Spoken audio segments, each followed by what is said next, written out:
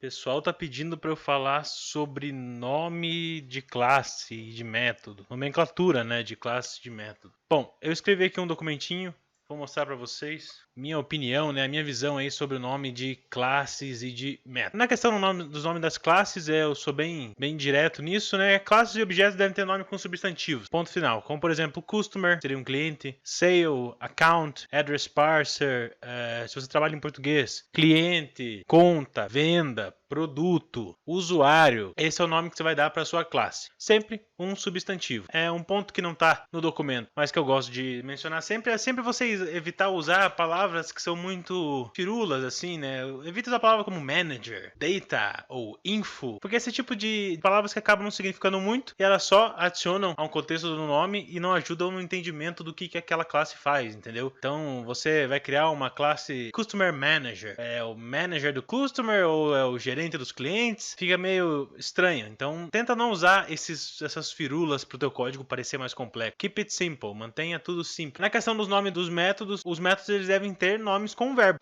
Ou seja, sempre uma ação, né? Por exemplo, post payment, delete customer, save, some value, ou em português, realiza o pagamento, deleta o cliente, salva, soma os valores, etc. Sempre verbos, sempre verbos, sempre verbo. Uma questão que é legal de mencionar é que os métodos de acesso e alteração de dados, né? Eles devem ser mencionados sempre com os seus valores e adicionar o prefixo get, set ou is.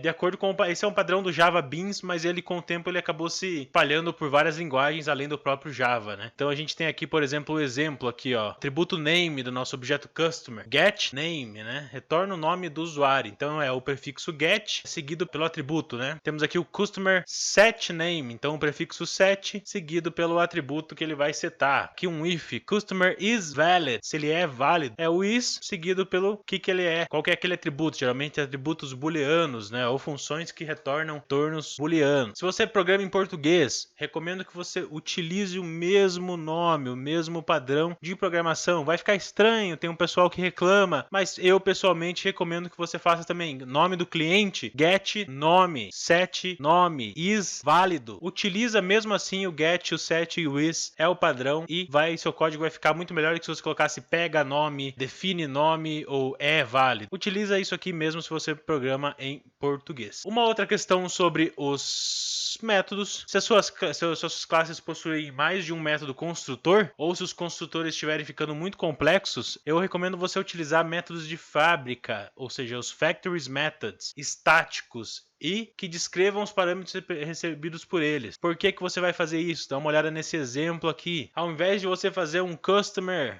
igual a new customer Kaique Ocanha. Tudo bem, isso aqui é um construtor simples, mas imagina que isso aqui fosse um construtor de 10 parâmetros, 15 parâmetros. Existe?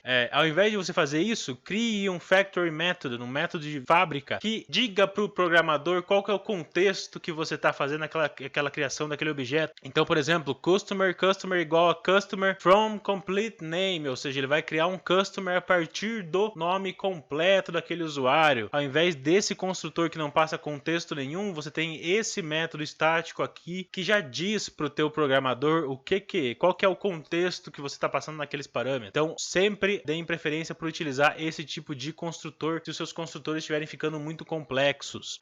E uma outra questão que é importante é você pegar os construtores normais, que seria esse aqui, e transformar eles em privados, para você forçar os outros programadores a utilizarem esses métodos estáticos e deixarem a base de código padronizada e com um nível de entendimento muito maior. Bom, em relação a nomes de classes e métodos, esses são os pontos que eu tenho para levantar. Então, classes são substantivos, métodos, verbos, usa o get, set e is, independente da língua que você programa, e sempre usa esse hackzinho aqui de boa prática nos construtores da sua classe, beleza?